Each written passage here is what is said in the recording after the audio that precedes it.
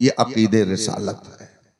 खुदा देता है, इस पर हमारा ईमान है, मगर वो हस्ती हमको खुदा से दिलाती है, इस पर भी हमारा ईमान है।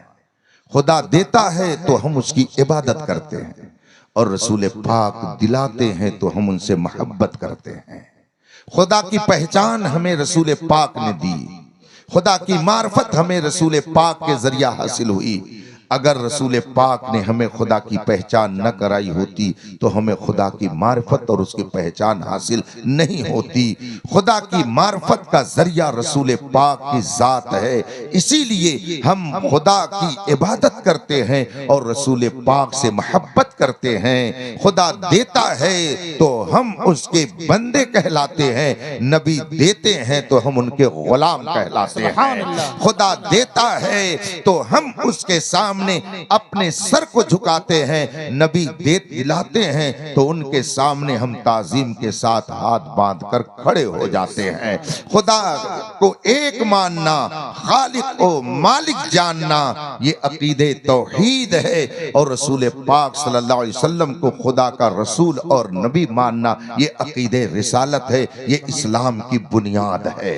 और याद रखिएगा, एक जुमला और मैं अर्ज कर देता हूं, करता ही रहता हूं, अकीदा ये किसी की अकीदत की बुनियाद पर नहीं बनता है, अकीदा कुरान और हदीस की रोशनी में बनता है।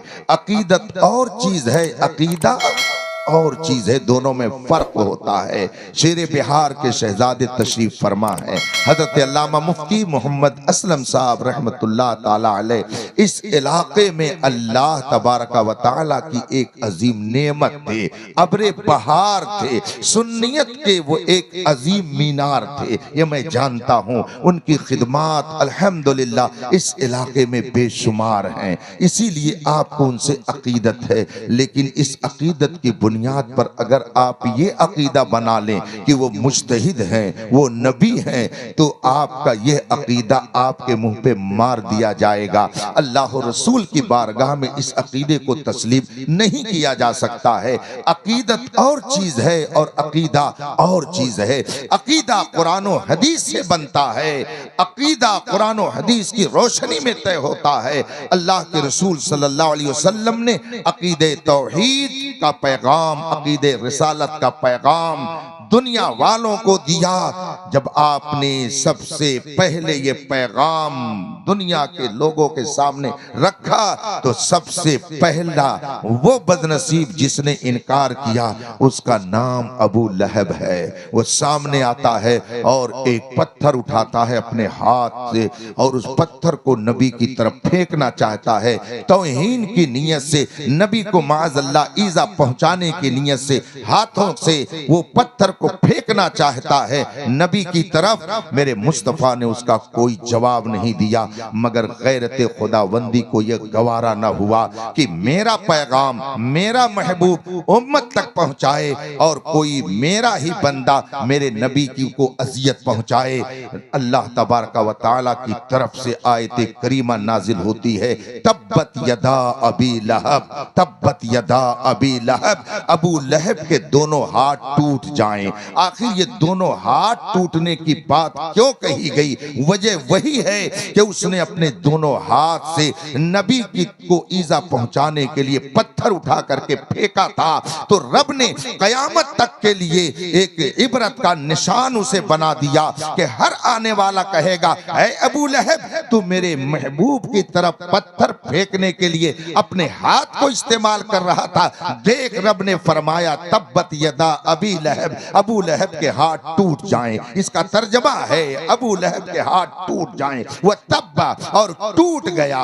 मा अगना अन्हु मालुहु व मा कसब, न उसके माल ने उसको बचाया, न उसकी प्रॉपर्टी और जायदाद ने उसको बचाया। इसका मतलब है कि जो नबी से टकराता है, खुदा उसे कयामत तक के लिए जलीलो रुसवा कर देता है। जो नबी के पैगाम को, नबी के पैगाम का इनकार करता है और नबी की शान में गुस्ताखी करता है, खुदा उसे गवारा नहीं करता है, खुदा उसे बर्दाश्त नहीं करता है। तब्बत यदा अबी लहब, ये आयत बता रही है कि जिसने नबी की शान में गुस्ताखाना अंदाज इख्तियार किया, रब ने कयामत तक के लिए उसे जलीलो रुसवा कर दिया है। और जानते हैं ये अबू लहब कौन था? ये कोई गैर नहीं था, ये नबी करीम सल्लल्लाहु अलैहि वसल्लम की खानदान का था। ये अबू लहब नबी करीम सल्लल्लाहु अलैहि वसल्लम का चचा था, अब्दुल मुत्तलिब का ये बेटा था, हाशमी था, कुरैशी था, मुत्तलिबी था, मक्की था,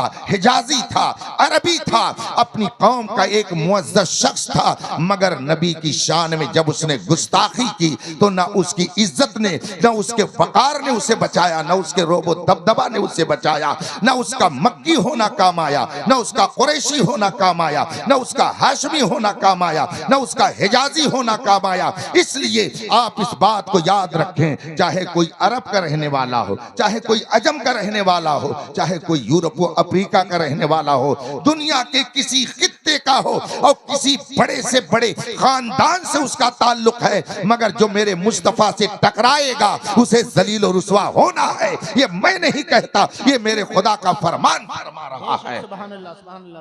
अबू लहब हाशमी था। और जानते हैं लहब का माना क्या होता है? लहब अरबी में कहते हैं शोले को, जैसे आग का शोला होता है उसको अरबी में लहब कहा जाता है। अब का माना होता है वाला। अबू लहब का मतलब होता है शोले वाला। क्या मतलब हुआ इसका? जानते हैं अबू लहब का नाम अबू लहब नहीं है, उसका नाम अब्दुल उज्जा है। लेकिन मक्के के लोग, खानदान के लोग उसको अबू लहब कहते थे। क्यों अबू लहब कहते थे? लहब के माने होते शोले के। चूंकि उसका चेहरा इतना हसीनो जमील था, इतना वो खूबसूरत था कि लगता है उसके चेहरे से जैसे आग की शुआएं निकल रही हो, इस तरह से उसका चेहरा था। लेकिन न उसका हुस्न काम आया, न उसकी दौलत काम आई, न उसका वकार काम आया, न उसका मक्की होना काम आया, न उसका मदनी होना काम आया। इसका मतलब है कोई किसी खानदान का हो, काबिल एहतराम वही होगा जो मेरे मुस्तफा का गुलाम। ये मैं नहीं कहता, ये 1400 साल की तारीख बता रही है। आप जरा देख लीजिए, अबू लहब खानदान का है, मक्की है, मदनी कहलाए, उसको मक्की कहिए, हिजाजी कहिए, जो कहिए, मगर कयामत तक उस पर लानत बरसाई जाएगी। और हजरत बिलाल हबशी न मक्की हैं, न मदनी हैं, न हिजाजी हैं, न सऊदी हैं, न अरबी हैं, वो हबश के रहने वाले हैं, मगर मुस्तफा के गुलाम बन गए तो 1400 साल में उनका कोई जवाब नहीं हो सका। इसीलिए तो कहने वाले ने कहा है कि मोहम्मद से वफा तूने तो हम तेरे हैं, ये जहां चीज है क्या लौह। नारे तकबीर, नारे रिसालत, नारे रिसालत, मसलके आला हजरत हुजूर ताजुल फुक़हा, हुजूर ताजुल फुक़हा, उलमाए अहले सुन्नत, नारे तकबीर। खुदा के इस पहले पैगाम को अपने दिलो दिमाग में पूरे यकीन के साथ बैठाए रहिए। और यकीन के साथ जब तक आप इस अकीदे पर कायम नहीं रहेंगे, उस वक्त तक रहमत इलाही आपकी तरफ मुतवज्जह नहीं हो सकती है। और यकीन क्या है? आप अपने तौर पर कुछ भी समझे कि हम मानते हैं, फला को मानते हैं, लेकिन यकीन एक अलग दर्जा है, एक अलग इल्म का मेयार है। वो यकीन जिसे हासिल हो जाता है उसके लिए ये कहना बहुत आसान हो जाता है, ये एक जान क्या है, अगर हो करोड़ों तेरे नाम पे सबको वारा करूं मैं। अब जरा यकीन का मतलब जल्दी से मुझसे सुन लीजिए, वक्त बहुत तेजी से गुजर रहा है। अगर मैंने इन तलबा जो ये फारिग हो रहे हैं, इनमें से किसी से मैंने कहा बताइए मौलाना 6 कितने होते हैं, इन्होंने मुझे थोड़ी देर गौर करने के बाद जवाब दिया कि हजरत 6 12 होते हैं। मैंने आंख दिखाई, डांट डपट सुनाई और जलाल भरे अंदाज में मैंने कहा कुछ पढ़ा लिखा है मुफ्ती शमशाद साहब से कि ऐसे ही तुमने दस्तदार ले लिए, गौर करके बताओ कि 6 कितने होते हैं। तुमने पट से बोल दिया 6 12 होते, गौर नहीं किया, फिर से बताओ। अब सोच में पड़ गए कि हजरत ने डांट दिया है, वाकई कुछ मुझसे गड़बड़ी हो रही है। फिर सोच रहे हैं, सोचने के बाद कहते नहीं हजरत 6 तो 12 ही होते हैं। और फिर जब दोबारा मैंने डांटा तो थोड़ी देर और सोचने लगे। इसका मतलब है कि अभी इनको यकीनी इल्म नहीं था, अभी इनको यकीनी इल्म नहीं था। यकीन अगर होता तो ये फौरन कहते हजरत पूरी दुनिया एक तरफ हो जाए, लेकिन जो मैंने पहले कहा है वही अब भी कहूंगा। 6 12 ही होते हैं, 13 नहीं होते हैं। अब फिर मैंने डांटा। अब इनके ऊपर न ताजुल फुकहा का लक़ब असर कर रहा है, न मुनाजिर अहले सुन्नत से इनको कुछ लेना देना है, न दारुल उलूम अलीमिया के सदर शोबा की हैसियत इनकी नजर में है। और ये चैलेंज करके कहते हैं हजरत माफ कीजिएगा, आप कुछ भी हैं, मुझको उससे इनकार नहीं, लेकिन 6 12 ही होते हैं। पूरी दुनिया इसके खिलाफ कहे मगर मैं वही कहूंगा जो मुझे यकीन से मालूम है। जब ये मंजिल आ जाएगी अब हम कहेंगे शाबाश मौलाना, वाकई आपको यकीनी इल्म हासिल है, आपका ये इल्म पुख्ता है, इसको यकीन कहा जाता है। आप जरा सी मुश्किल में पड़ते हैं तो फौरन इधर उधर बहकने लगते हैं। अकीदे तौहीद ये है, खुदा पर यकीन का माना ये है। पूरे हिंदुस्तान के लोग आपको कलमा पढ़ने की वजह से जलील करना चाहें, मारना चाहें, लेकिन आप यही कहें खुदा एक है, पूरी कायनात इसके खिलाफ कहे, मगर मैं यही कहूंगा खालिक एक है, कायनात का मालिक एक है। इसे यकीन कहा जाता है। जब ये मंजिल हासिल हो जाएगी तो आप कहेंगे हर जफा हर सितम गवारा है, इतना कह दे कि तू हमारा है। जब इस यकीन की मंजिल पर आ पाएंगे, और जब तक ये यकीन नहीं होगा उस वक्त तक रहमत इलाही को आप मुंतजिर होकर के देखते रहिए, मगर वो आने वाली नहीं है। बिलाल हबशी को अकीदे तौहीद पर यकीन था, इसीलिए जब दुश्मन आपको रेतीली जमीन पर तपते हुए रेत पर लिटा देता और ऊपर से गर्म पत्थर रख देता, और उधर से अगर कोई सहाबी गुजरता और हजरत बिलाल की इस मुश्किल को देख करके उसकी आंखों में आंसू आ जाता, तो हजरत बिलाल उसे ज़बाने हाल से कहते आप परेशान न होइए, आपको परेशान होने की जरूरत नहीं है। सहाबी कहते ए बिलाल, तुम्हारी इस अजियत को देख करके मैं बर्दाश्त नहीं कर सका, मुझसे बर्दाश्त नहीं हो रहा है, बड़ी अजियत उठा रहे हो।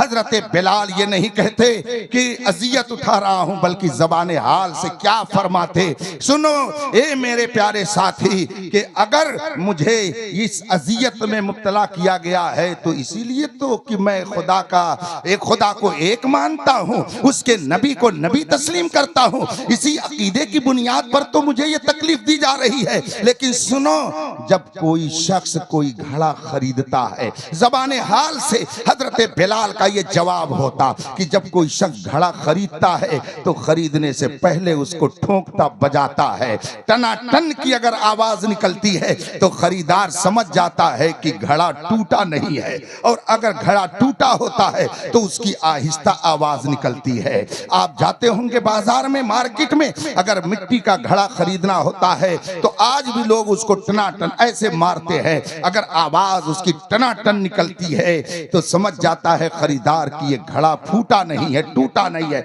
और अगर उसकी आवाज में तब्दीली हो जाती है, आवाज बदल जाती है, भद भद की आवाज आती है, आहिस्ता आवाज आती है, खरीदार समझता है कि ये कच्चा होगा, ये टूटा हुआ होगा। बिल्कुल ऐसे ही आवाज पर समझिए कि जब कोई चीज पुख्ता होती है तो उसकी आवाज में टनटनाहट होती है। आप कहते तो हैं कि हम टनाटन सुन्नी है, लेकिन टनाटन सुन्नी का मतलब ये होता है कि दुश्मन अगर आग में डालना चाहे तब भी आप ये कहें खुदा एक है, उसके अलावा कोई दूसरा इबादत के लायक नहीं।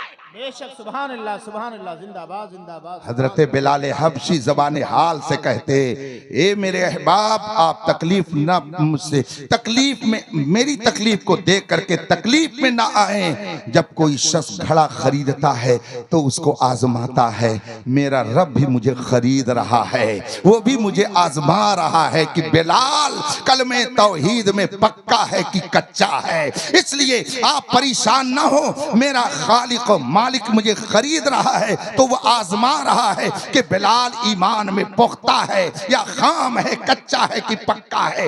ये तकलीफ की बात नहीं है, ये तो मेरे लिए फख्र की बात है कि मेरा मौला मुझे खरीद रहा है। दुआ कीजिए कि इस खरीदारी में मैं कामयाब रहूं और कच्चा ना निकलूं बल्कि पक्का माल निकलूं। ए मुसलमानों, आज भी जरूरत इसी बात की है कि अपने यकीन को पुख्ता कीजिए। दुनिया एक तरफ हो जाए, लेकिन अगर आपकी किस्मत में मौत नहीं है तो कोई आपको मार नहीं सकता है, और अगर मौत है तो कोई आपको बचा नहीं सकता है। खालिक सबका एक है, जिंदगी अता करने वाला वही है, मौत देने वाला वही है, इसलिए उसको राजी कीजिए ताकि दुनिया सुभान अल्लाह नारे अकीदे तौहीद है। सुभान अल्लाह ये यकीन है।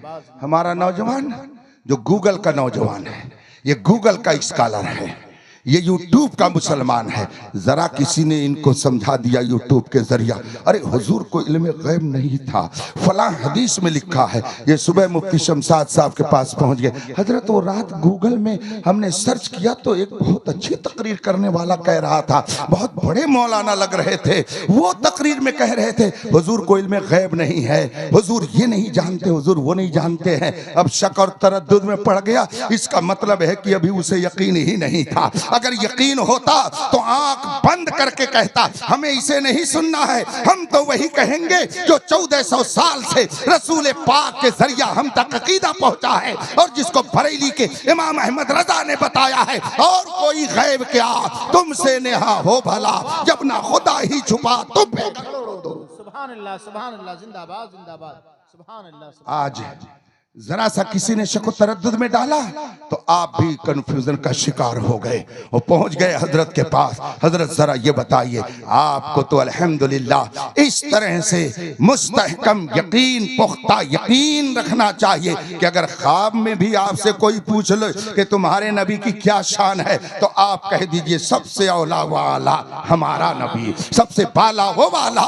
हमारा नबी। कोई ख्वाब में भी पूछे कि तुम नबी को जिंदा समझते हो या माज़अल्लाह मुर्दा, ख्वाब में भी जवाब दे दीजिए तू जिंदा है वल्लाह, तू जिंदा है वल्लाह, मेरी चश्मे आलम से छिप जाने वाले। अगर कोई ख्वाब में भी आपसे कहते नबी कुछ नहीं देते हैं तो ख्वाब में भी चैलेंज कर दीजिए, कौन देता है, देने को मुँह चाहिए, देने वाला है सच्चा हमारा। जब इस यकीन के साथ सुन्नी बन के रहिएगा तब टनाटन कहलाइएगा। टनाटन जो होता है आवाज, ये टनाटन की पुख्तगी की अलामत होती है। घड़े पे अगर आप हाथ मारें टनाटन आवाज आए तो आप समझ जाते हैं कि ये पक्का है। इसी तरीके से ख्वाब में भी आप दन से जवाब दे दे तब कहा जाएगा कि ये पक्का सच्चा सुन्नी सही अकीदा है। और याद रखिएगा हुजूर ताजुश शरिया मेरे मुर्शिद गिरामी ने एक जुमला फरमाया जो यूट्यूब पर आप सुनते रहते हो कि सुन्नियत है तो सब कुछ है, सुन्नियत है तो सब कुछ है। आप बिल्डिंगें बना लीजिए, आप प्रॉपर्टी बना लीजिए, पूरी दुनिया के आप मालिक हो जाइए, हमको इससे कोई मतलब नहीं है। हम तो ये देखेंगे कि मुस्तफा का गुलाम है कि नहीं है, रसूल का वफादार है या रसूल पाक के वफादार बन के रहिए। सबसे पहला पैगाम मेरे मुस्तफ़ा का अकीदे तौहीद और अकीदे रिसालत है, इस पर यकीन रखिए।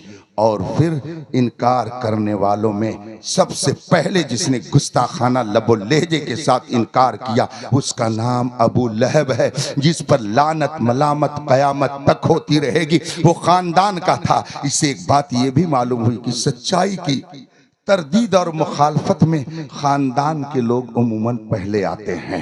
ये कैसे कह रहा है, ये कैसे इतना बड़ा हो गया, इसने कैसे ऐसी बात कह दी। खानदान की तरफ से ही मुखालफत ज्यादा होती है, मगर कोई खानदान का हो या बाहर का हो इससे मतलब नहीं है। अल्लाह तबारक व तआला के पैगाम को जो तस्लीम कर लेता है वही मुअज़्ज़ज़ मोहतरम हो जाता है। सबसे पहला इनकारी अबू लहब, जिसने हुजूर की शान में गुस्ताखाना लबो लहजा इख्तियार किया और फिर मेरे आका सल्लल्लाहु अलैहि वसल्लम ने जब मक्के के लोगों को अकीदे तौहीद और रिसालत बताया तो उन्होंने नबी की शान में गुस्ताखियां शुरू कर दी, नबी को ईजा देना शुरू कर दिया। मेरे मुस्तफ़ा ने उस वक्त क्या फरमाया? अल्लाहुम्मा इहदे कौमी, अल्लाहुम्मा इहदे कौमी, अल्लाह मेरी कौम को हिदायत दे, या अल्लाह मेरी कौम को हिदायत दे। आगे क्या रसूल पाक फरमाते? अल्लाह के रसूल का आगे जुमला क्या था? जब ताइफ के लोगों ने अजियत पहुंचाई, जब मक्के के लोगों ने शरारत की, जब मदीने और मक्के के लोगों ने रसूल पाक का कलमा पढ़ने से इनकार किया, जब वहां के लोगों ने रसूल पाक को तकलीफें पहुंचाई, तो मेरे आका ने क्या कहा? अल्लाहुम्मा इहदे कौमी, अल्लाह मेरी कौम को हिदायत दे दे, मेरी कौम को हिदायत दे दे। आगे क्या फरमाया? अल्लाह मेरी कौम को हिदायत दे दे इसलिए कि इनके पास पैसा नहीं है। क्या रसूल पाक ने ये फरमाया? मेरी कौम को हिदायत दे दी इसलिए कि इनके पास सियासत नहीं है। मेरी कौम को हिदायत दे दे इसलिए कि इनके पास प्रॉपर्टी और जमीन और जायदाद नहीं। आप हदीस उठा करके देखिए, हदीस में जो कलमात आए हैं उसमें क्या है? अल्लाहुम्मा इहदे कौमी फइन्नहुम ला यालमून, अल्लाह मेरी कौम को हिदायत दे दे इसलिए कि इनके पास इल्म नहीं है, इनके पास इल्म नहीं है। इसका मतलब है कि अगर कोई कुफ्र करता है तो जहालत की बुनियाद पर, कोई शिर्क करता है तो जहालत की बुनियाद पर, नबी की तौहीन करता है तो जहालत की बुनियाद पर, नबी को ईजा देता है तो जहालत की बुनियाद पर, नबी की शान में तबर्रा करता है तो जहालत की बुनियाद पर, अकीदे तौहीद से हटता है तो जहालत की बुनियाद पर। जहालत ये सारी बीमारियों की जड़ है, सारी बुराइयों की जड़ जहालत है। आप बताइएगा, क्या आपने कभी शेरे बिहार हजरत मुफ्ती असलम साहब अलैहिर्रहमा को माअज़ल्लाह किसी बारात में रक्स करते हुए, नाचते हुए आपने देखा? उनके शहजादे को कभी आपने देखा? इन उलमाए किराम को कभी आपने देखा? क्यों नहीं देखा आपने? क्यों आपने इनको महफिल में शराब पीते हुए नहीं देखा? क्यों आपने इनको शराब पीकर दूसरों की बेइज्जती करते हुए क्यों नहीं आपने देखा? इसलिए कि आप कहेंगे हजरत इनके पास इल्म है, ये आलिम है। इसका मतलब है कि इल्म सारी बुराइयों से रोक देता है और जहालत सारी बुराइयों का दरवाजा खोल देता है। अगर कोई शिर्क करता है तो अपनी जहालत की बुनियाद पर। इसलिए मैं कहता हूं, कोई चाहे दानिश्वर कहलाए, चाहे कोई इंजीनियर कहलाए, चाहे कोई डॉक्टर कहलाए, चाहे कोई मास्टर कहलाए, चाहे कोई लायर कहलाए, जिसने अपने खालिक व मालिक को नहीं पहचाना वो कुछ भी नहीं हो सकता है। खुदा का शुक्र है कि उसने हमें अपनी पहचान के लिए अपने महबूब को भेजा, तो हमने अजमत मुस्तफा को भी जाना और मारिफत खुदा भी हासिल कर ली। इसीलिए कोई मोमिन जाहिल हो ही नहीं सकता है। जाहिल तो वो है जिसे ना खुदा की पहचान हासिल हो ना मुस्तफा। सुभान अल्लाह, सुभान अल्लाह, सुभान अल्लाह, जिंदाबाद, जिंदाबाद। सारी बुराइयों की जड़ जहालत है। शिर्क और कुफ्र की गंदगी जहालत की बुनियाद पर आती है। इसीलिए मेरे मुस्तफ़ा फरमाते अल्लाहुम्मा इहदे कौमी, अल्लाह मेरी कौम को हिदायत दे इसलिए कि इनके पास इल्म नहीं है। नबी करीम सल्लल्लाहु अलैहि वसल्लम ने अकीदे तौहीद कौम के सामने रखा और उसके बाद में जब वही का सिलसिला शुरू हुआ तो इकरा इकरा, पढ़ो पढ़ो पढ़ो, ये पैगाम खुदा है। अल्लाह के रसूल ने ये पैगाम पहुंचाया, पढ़ो। जब पढ़ोगे, दुनिया आज कह रही है पढ़ोगे तब आगे बढ़ोगे, मगर 1400 साल पहले मेरे मुस्तफ़ा ने ऐलान फरमाया इकरा इकरा इकरा, पढ़ो। पढ़ोगे तो तुम्हें अल्लाह और रसूल की मार्फत हासिल होगी, पढ़ोगे तो तुम्हें दुनिया में वकार मिलेगा, इज्जत मिलेगी, रोबो दबदबा मिलेगा। अगर तुम पढ़ोगे, अगर पढ़ने से पहले तुम घास छिलते थे, पढ़ोगे तो महलों में रहने लगोगे। इल्म आ जाएगा तो तुम महल्लात में जगह लेकर के वहां तुम जिंदगी गुजारोगे। अगर पढ़ोगे और पढ़ोगे तो तुम्हारा मकाम बहुत बुलंद हो जाएगा। इकरा, ये पैगाम खुदा है, पढ़ो पढ़ो। पढ़ोगे तो अल्लाह तबारक व तआला तुम्हें दुनिया और आखिरत में सुरखरुई अता फरमाएगा। अल्हम्दुलिल्लाह इन हजरात ने पढ़ा पढ़ा और पढ़ा तो अल्लाह तबारक व तआला ने इनको दिया बढ़ा। अब इतना बढ़ाया कि चाहे गांव का चौधरी हो या गांव का मिनिस्टर हो, वजीर हो, प्रधान हो, अगर वो आलिम और हाफिज नहीं है तो उसके कहने से कोई नहीं झुकेगा। और जो ही इस हाफिज कुरान ने मुसल्ला संभाला और अल्लाहु अकबर कहा तो बगैर कहे हुए प्रधान जी भी वैसे ही करेंगे जैसे इमाम साहब ने कहा है। अगर इमाम साहब रुकू में गए तो ऐसा हो नहीं सकता है कि मुक्तदी अगर मिनिस्टर हो, वजीर हो, वो कहे कि आपके कहने से थोड़ी मैं जाऊंगा, मैं अपने कहने से जाऊंगा। और अगर उसने ऐसा किया तो उसकी नमाज ही नहीं होगी। उसे झुकना है कब? जब इमाम झुकेगा। उसे सजदे में जाना है कब? जब इमाम सजदे में जाएगा। ये मकाम इल्मे दीन मुस्तफा की बदौलत अल्लाह ने उस शख्स को अता कर दिया जिसने अपने आप को इल्मे दीन मुस्तफा के रास्ते में लगा दिया है। खुदा का करम है, खुदा का एहसान है कि आपकी आबादी में वो इदारा कायम जहां पर इल्मे दीन मुस्तफा पढ़ा और पढ़ाया जा रहा है और ये तलबा वहां से फारिग हो रहे हैं।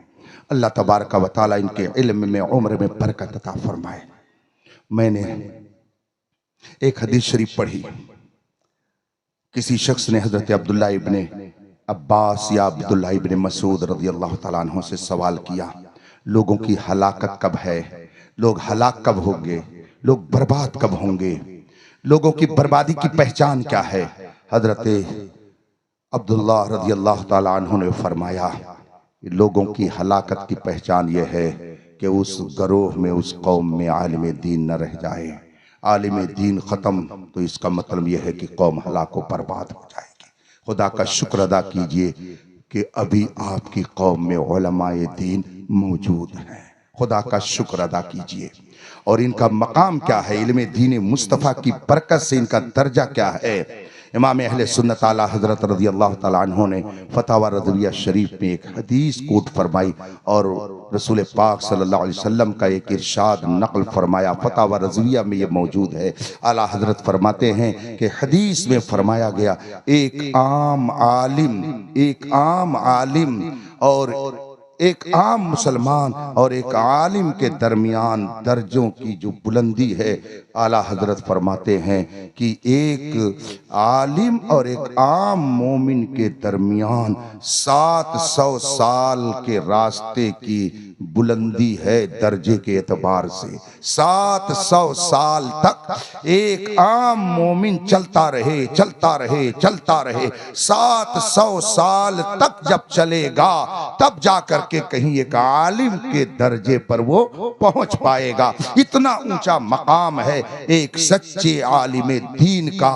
ये दुनिया में अल्लाह की तरफ से उसे ये इनाम मिला और फिर जब मैदान महशर कायम होगा तो इनका जलवा क्या होगा। बस हदीस शरीफ सुना करके मैं आपसे रुखसत हो जाऊंगा। देखिए तकरीबन आपसे 50 मिनट हो गया गुफ्तगू करते हुए, अभी बहुत कुछ आपको सुनना है और इंशाअल्लाह सुबह तक सुनते रहेंगे। जब मैदान महशर कायम होगा, हमारा इस पर यकीन है कि एक दिन मरना है और मरने के बाद उठना है। किसी और के यहाँ इसका अकीदा ना हो न सही, मगर हमें यकीन है कि मरने के बाद उठना और हिसाब किताब होगा। इस पर यकीन रखिए। मैदान महशर कायम होगा, एक तरफ उलमा होंगे, एक तरफ मुजाहिदीन फी सबीलिल्लाह होंगे और दूसरी तरफ वहीं पर इबादत गुजार होंगे। मैदान महशर कायम होगा, अल्लाह तबारक व तआला की तरफ से हुक्म होगा, ऐ इबादत गुजारो, ऐ दीन के रास्ते में लड़ने वालों, उदखुलुल जन्ना, जाओ जन्नत में चले जाओ, जन्नत में चले जाओ।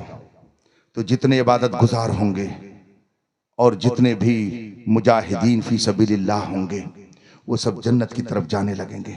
उलमा वहीं खड़े रहेंगे और जब वो देखेंगे कि हमारे लिए ऐलान नहीं हुआ, अल्लाह ताला ने इनके लिए ऐलान फरमा दिया। यह हदीस शरीफ का मैं मफहूम सुना रहा हूँ, दास्तान अलिफ लैला नहीं सुना रहा हूँ। जब अल्लाह की तरफ से ऐलान होगा, उदखुलुल जन्ना, जाओ जन्नत में दाखिल हो जाओ, तो आबिदीन, मुजाहिदीन यानी इबादत गुजार और खुदा की राह में लड़ने वाले ये जन्नत की तरफ जाने लगेंगे और उलमा को ये हुक्म नहीं दिया जाएगा। वो अपनी जगह पे खड़े रहेंगे मगर रब की बारगाह में वर्ज करेंगे, मौला हम तअब्बदू बिइल्मिना, हम तअब्बदू वजाहदू बिइल्मिना। ए मौला, इन्होंने अगर इबादत की या इन्होंने अगर तेरे रास्ते में जंग की, तो ये हमारे इल्म की बरकत से। अगर हमने इनको न बताया होता कि नमाज कैसे पढ़ी जाती है तो ये भला नमाज कैसे पढ़ते। अगर हमने न बताया होता कि तहारत कैसे की जाती है तो ये तहारत का तरीका कैसे जानते। ए मौला, अगर हमने न बताया होता कि तेरे रास्ते में जिहाद करने और जंग करने का क्या फायदा है, तो हम अगर ये फजीलत न बयान करते तो ये कैसे तेरी राह में अपनी जान कुर्बान करते। मौला, जिन्होंने इबादत की वो हमारे इल्म के जरिया, और जिन्होंने तेरी राह में अपनी जान दी वो हमारे इल्म की बदौलत। मौला, तूने इनको जन्नत में जाने का परवाना दे दिया और हमें तूने हुक्म नहीं दिया कि हम भी जन्नत में जाएं। अल्लाहु अकबर। जब उलमा रब की बारगाह में कयामत के दिन ये अर्ज करेंगे और वहां इबादत गुजारों को और मुजाहिदीन को जब जन्नत में जाने का परवाना मिल जाएगा, उलमा खड़े होंगे, ये अर्ज करेंगे, मौला, इन्होंने जो कुछ भी किया वह हमारे इल्म की बदौलत इनको जन्नत में जाने की इजाजत मिल गई, हमें नहीं मिली। जब ये अर्ज करेंगे रब की बारगाह में, अल्लाह तबारक व तआला इरशाद फरमाएगा, सुभान अल्लाह, इनका मकाम क्या है वो सुनिए। अल्लाह के रसूल सल्लल्लाहु अलैहि वसल्लम ने जो इरशाद फरमाया है, अल्लाह तबारक व तआला फरमाएगा, अंतुम इंदी बिमंज़िलति बाज़ मलाइकती, तुम घबराते क्यों हो, तुम्हारा दर्जा मेरे नजदीक मेरे स्पेशल बाज फरिश्तों की तरह से है, तुम आम लोगों की तरह से नहीं हो, तुम्हारा दर्जा फरिश्तों की तरह से है। अगर वो जा रहे हैं तो उनको जाने दो। अब ये जब सुनेंगे रब की तरफ से इतनी बात तो खामोश हो जाएंगे और कुछ देर के बाद खुदा की तरफ से ऐलान होगा, खुदा की तरफ से आवाज आएगी, निदा दी जाएगी, जाओ ए गरोहे उलमा, जाओ जाओ और जिस जिसकी चाहो तुम शफात कर लो, जिस जिसकी चाहो शफात करो, जाओ जिस जिसको जन्नत में लेके जाना चाहो जाओ। उन्होंने अपने लिए किया तो वो जन्नत में जा रहे हैं, मगर तुम्हें तन्हा नहीं जाना है। अगर तुम दुनिया में जमात के साथ रहते थे तो यहाँ भी तुम जमात ही के साथ जाओगे। जाओ तुम इश्फाऊ, जाओ शफाअत करो, तुम जाकर के शफाअत करो। अब ये उलमा जब खुदा की तरफ से इजाजत पाएंगे, अब नजर दौड़ाएंगे, किस किस ने दुनिया में मेरे साथ हुस्ने सलूक किया था, कौन कौन मेरा था, किसने किसने मेरी ताज़ीम की थी। यहाँ मामला कुछ और है, वहाँ मामला कुछ और होगा। इतने लोग यहाँ पर मौजूद हैं, अगर सुबह को मुझे आप कहीं पर देख लें तो आप जरूर पहचान जाएंगे कि अख्तर हुसैन कादरी रात इसी ने तकरीर की थी, रात यही बैठ करके वहाँ पे गुफ्तगू कर रहा था, आप आसानी से पहचान लेंगे। लेकिन अगर आप ये मुझसे तवक्को रखें कि मैं भी आप में से सबको पहचान लूंगा तो ऐसा नहीं हो पाएगा। आप में से हर कोई मुझे पहचान लेगा सुबह को, लेकिन मैं आप में से सबको नहीं पहचान पाऊंगा। अगर दो चार को पहचान लो तो बड़ी बात है। यहाँ पे यह हाल है, मगर मैदान महशर में इसका उल्टा होगा, इसका बरक्स होगा। मैदान महशर कायम होगा आलिम दीन के साथ जिसने दुनिया में कोई सलूक किया होगा, कोई अच्छा बर्ताव किया होगा, हर एक पर नजर डालेगा वो आलिम। और मैं तो रब के करम से ये उम्मीद करता हूँ, उसकी रहमत से उम्मीद है कि जितने लोग वहां से लेकर के आए यहाँ तक, अगर ये जन्नत में गए तो जन्नत में जाने से पहले इनको भी मैदान महशर का सामना करना पड़ेगा। और इंशाअल्लाह हम सब वहां रहेंगे और एक एक करके वहां पर सबको पहचान लिया जाएगा, ये फला है, ये मौला हम इसकी शफाअत करना चाहते हैं, मौला तो इसकी मगफरत फरमा दे, इसने हमारे साथ ये सलूक किया था, मौला इसकी मगफरत फरमा दे, मौला इसने हमारे साथ ये अच्छा सलूक किया, इसकी मगफरत फरमा दे। एक जम्मे गफीर की वो आलिम शफाअत करवाएगा और रब्बे कदीर आलिम की शफाअत उन सब के हक में कबूल फरमा लेगा और एक जम्मे गफीर लेकर के वो आलिम जन्नत में जाएगा। ये जन्नत में जाने से पहले ये आलिम का एजाज होगा। जहां नफसी नफसी का आलम हो, वहां अगर ये उलमा आपको जन्नत में ले जाने के लिए शफाअत करे रब की बारगाह में, इससे बड़ा एजाज और क्या हो सकता है। रब्बे कदीर अपने करम से हम सबको इल्म और अमल की दौलत से माला माल फरमाए। बस आखिरी बात, फितनों का दौर है, फितनों का दौर है, अकीदा भी बिगाड़ने की कोशिश हो रही है, आमाल भी खराब किए जा रहे हैं और शरबत रूह अफजा, रमजान आ रहा है, चंद दिन के बाद रमजान आएगा, अल्लाह उसकी बरकतें लेने की हमें सआदत अता फरमाए।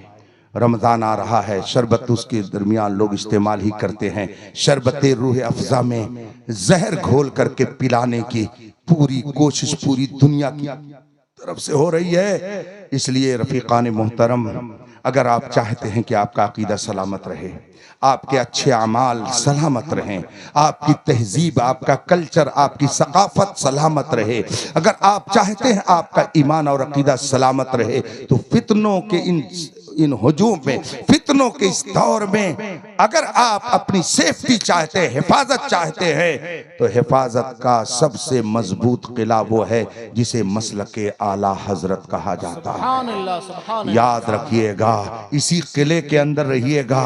मेरे मुर्शिदे गिरामी हुजूर ताजुश्शरिया पैगाम देते हुए फरमाते हैं, जिंदगी ये नहीं है किसी के लिए, जिंदगी है नबी की, नबी के लिए ना समझ मरता है, जिंदगी के लिए जीना मरना है सब कुछ नबी के लिए। मसलके आला हजरत पे कायम रहो, जिंदगी दी गई है। मैं आप सबको मुबारकबादी पेश करता हूँ। अल्लाह तबारक व तआला आप सबके ईमान की, अकीदे की हिफाजत फरमाए। और आजकल जो फितना चल रहा है, कोई किसी सहाबी को बुरे अलकाब से याद करता है, कोई किसी सहाबी की शान में गुस्ताखी करता है, ऐसे सारे लोग किलाबे अहले नार हैं, जहन्नमियों के कुत्ते हैं। ये मैं नहीं कहता, ये 1400 साल के अकाबिर का इरशाद है, उनकी बात है। बल्कि हजरत अमीर मुआविया के बारे में तो बाकायदा ये फरमाया गया, वमन यकुन यतअन फी मुआविया फहुवा कल्बुम मिन किलाबिल हाविया। जो हजरत मुआविया की शान में तबर्रा करे, उन पर तानो तशनी करे, वो जहन्नम के कुत्तों में से ये कुत्ता है। आजकल सहाबा की शान में गुस्ताखी करने वालों की टोली कीड़े मकोड़ों की तरह फैल रही है। इसलिए रफीकान मोहतरम, आप ऐसे फितनों से अपनी हिफाजत कीजिए। सूना जंगल, रात अंधेरी, छाई बदली काली है, सोने वालों जागते रहियो, चोरों की सुन्नी बन के रहिए, नमाज की पाबंदी कीजिए। न जाने किस गली में जिंदगी की शाम हो जाए। पहले लोग समझते थे कि अभी जिंदा रहना इतने दिन तक, अभी इतने दिन रहना है, मगर अब कुछ नहीं कहा जा सकता। न जाने किस गली में जिंदगी की शाम हो जाए। आप इसको जहन में रखिए। मैं ये नहीं कहता कि आप पैसे न कमाइए, पैसे अगर नहीं रहेंगे तो इतना शानदार स्टेज कैसे लगेगा, पैसे अगर नहीं रहेंगे तो इतने उलमा कहाँ से आएंगे, पैसे अगर नहीं रहेंगे तो इदारा कैसे चलेगा, पैसे अगर नहीं रहेंगे तो शानदार मस्जिद कैसे बनेगी। मैं ये नहीं कहता पैसे न कमाएं, पैसे कमाइए और खूब कमाइए, डॉक्टर बनिए और अच्छे डॉक्टर बनिए, इंजीनियर बन रहे हैं शानदार इंजीनियर बनिए, लायर और एडवोकेट बन रहे हैं शानदार लायर बनिए, डॉक्टर प्रोफेसर और टीचर बन रहे तो शानदार डॉक्टर और प्रोफेसर और टीचर बनिए, आलिम बन रहे तो शानदार आलिम बनिए, हाफिज बन रहे तो शानदार हाफिज बनिए, आप मुफ्ती बन रहे तो शानदार मुफ्ती बनिए, फकीह बन रहे तो शानदार फकीह बनिए, पीर बन रहे तो शानदार पीर बनिए, सब बनिए। इस्लाम ने इन चीजों से रोका नहीं है, मगर सबसे पहले मुस्तफा के वफादार बनिए।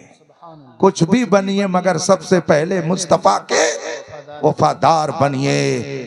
दहर में इसमें मोहम्मद से उजाला कर दो, कहीं रहो, कहीं रहो, किसी माहौल में रहो, मगर फख्र से कहिए हमारा रिश्ता मुहम्मदुर रसूलुल्लाह से जुड़ता है, हमारा रिश्ता गौसो ख्वाजा से जुड़ता है, हमारा रिश्ता इमाम अहमद रजा से जुड़ता है। फख्र कीजिए इस पे, शर्म करने की जरूरत नहीं है। जो लोग शर्म करते हैं उनको चाहिए कि अपने शर्म की चादर अभी हटाएं और फख्र से कहें हमारा रिश्ता ताजुश्शरिया से मिलता है, हमारा रिश्ता इमाम अहमद रजा से मिलता है। इसलिए कि इमाम अहमद रजा किसी जाहिल का नाम नहीं था, अरब व अजम के उस एक क्लास आलिम का नाम था, जिसने खुद तहदीस नेमत के तौर पर कहा, मुल्के सुखन की शाही तुमको रजा मुसल्लम, ये समत आ गए हो सिक्के बिठा दिए हैं। उस आलिम रब्बानी का नाम है कि अरब व अजम ने जिसके इल्म का लोहा माना और इसके मुस्तफा की उसने ऐसी तहरीक चलाई